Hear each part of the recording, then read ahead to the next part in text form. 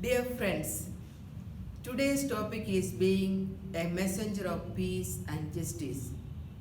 What does it mean to be a messenger of peace and justice? The message of the prophets in the Old Testament is that there is no peace without justice. Pope John Paul II said, "If you want peace, work for justice." Are we ready for it? Peace and justice are interconnected with each other.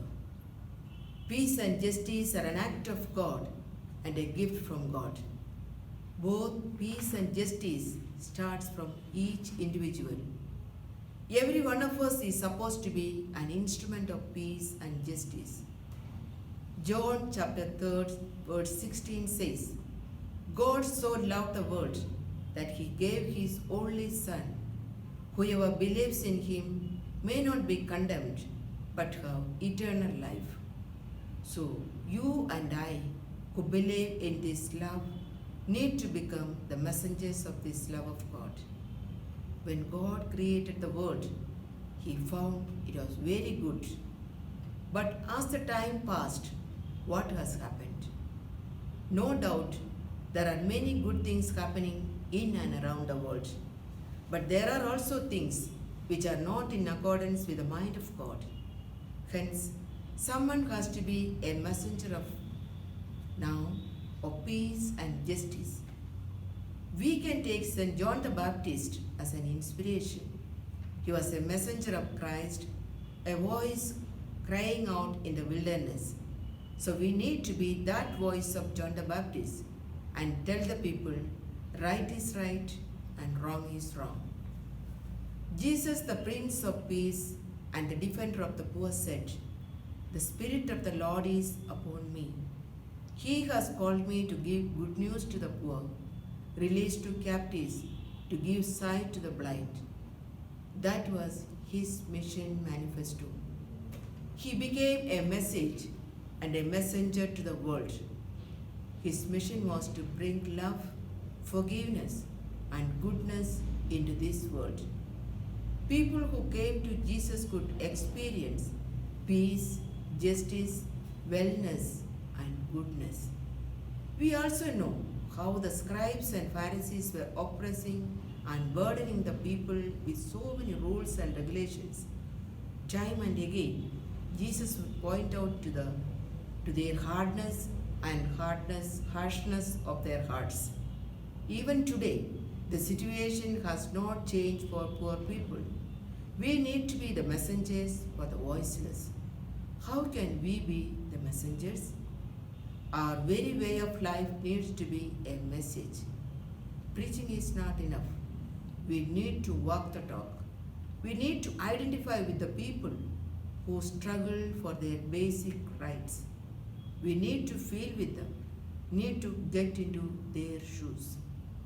Jesus identified himself with the suffering people of his time. He felt, he cried. So until and unless we cry and feel with the suffering humanity, we will not be able to bring about peace and justice wherever we are placed. For instance, when we are in the bus stand waiting for a bus, when somebody comes to beg, don't we say, "Maaf karo, sorry," or tell him to go ahead? What is required of us is to share. Justice is nothing but sharing what I have with those in need.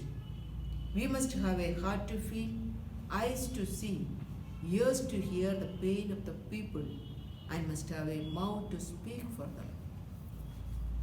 Recently, I have heard of a gentleman popularly known as the Angel of the city of Mumbai, who takes his car out to the streets and searches for those sick and ailing who are fallen on the streets. Like Mother Teresa, he picks them up and takes them to different institutions and healthcare centers, etc., spending his own money. He is not a big NGO, but only a simple telephone operator. So far, thousands of people he has picked from the streets of Mumbai and given them dignity of life. His wife is a nurse and taking care of the COVID patients now. When she comes home, he serves her. Is he not a message and messenger to the world through his simple gesture of love and kindness? Yes, dear friends, we cannot say that we have nothing to give. All of us do have something, need not be only money. What about our time and talents? Can we use them for the welfare of the poor? Remember, peace and justice starts from self. All that we need is a will and a good attitude. It is also called beatitude, and that is what Jesus' Sermon on the Mount all about, the Beatitudes. Blessed are the peacemakers, for they will be called children of God. Blessed are those who work for righteousness, for theirs is the kingdom of heaven. Justice is linked to God's mercy, His loving kindness, righteousness, and truth. Where are we in the struggle for justice? I am sure all of us know how Blessed Rani Maria, a native of Kerala, worked as a messenger of justice. From her childhood, she had a deep love for the poor and the oppressed. Her social commitment went far beyond providing facilities and relief services. This led village communities to get involved in developmental activities, setting up of non-formal schools, building the houses, providing safe drinking water, monitoring public distribution system, introducing small-scale industries, running literacy classes for school dropouts, women and old people. In all of this, she made sure that these became people's movements and for their development. Her goal was to transform the shattered and broken people into the image of God. Her love and compassion found outlets in every conceivable way in social action and community services. The empowerment of the poor led to the opposition from the vested interest group like moneylenders and the landlords. On various occasions, they protested about her activities, but unmoved by their threats and opposition, she continued her mission to proclaim liberty to the oppressed. On 25th February 1995, she was killed brutally in a broad daylight, being dragged out of a bus in which she was traveling. At her funeral, local leaders paid tribute to her with these words: Sister Rani Maria is not dead. No one can kill her. She will always be an inspiration for us in the years to come. And indeed, Blessed Rani Maria left the legacy of how one can be a messenger of justice, and her parents and family members forgave the murderers and offered them peace. In the light of her life, how can you and I be the messengers of peace and justice?